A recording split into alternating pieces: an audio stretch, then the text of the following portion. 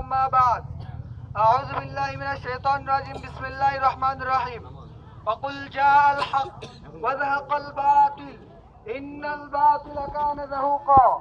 মহান রব্বুল আলামিন পবিত্র কোরআনের মধ্যে বলে দিয়েছেন, হক এসেছে, বাতিল দূরীভূত হয়েছে। নিশ্চয় বাতিল দূরীভূত হওয়ার ঠিক কিনা?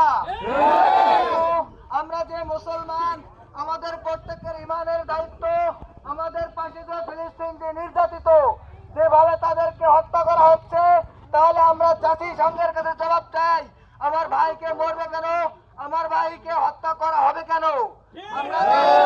আমরা যে ইমানের দায়িত্ব সহকারে আমরা এই ফিলিস্তিনের যে সকল মুসলমান এবং ব্যবসায়ী বিন্দু ভাইরা রয়েছেন, আপনারা যে আপনাদের দোকানের মধ্যে যে ইসরায়েলি পণ্য যে ব্যবসা যে করতেছেন, কেনা বেচা করতেছেন, আজকের থেকে নিয়োগ করেন যে ইসরায়েল যে আমার ভাই, আমার বোন, আমার মা, আমার ছোট মাসুম বাচ্চাদেরকে হত্যা করতেছে, গুলি করতেছে, তাদের পণ্য আমরা কিভাবে বেচা থাকতে বিক্রি করতে পারি? বলেন, কথা বলেন। আমাদের মধ্যে যদি বিন্দু পরিমাণ কোন ইমান থাকে, তাহলে আমরা কোন মুসলমান ইমানদারের কোন ইসরায়েলি পণ্য বিক্রি করতে পারবো না। আজকের থেকে ইসরায়েল পণ্য বয়কট করলাম, পণ্য বয়কট করতে হবে।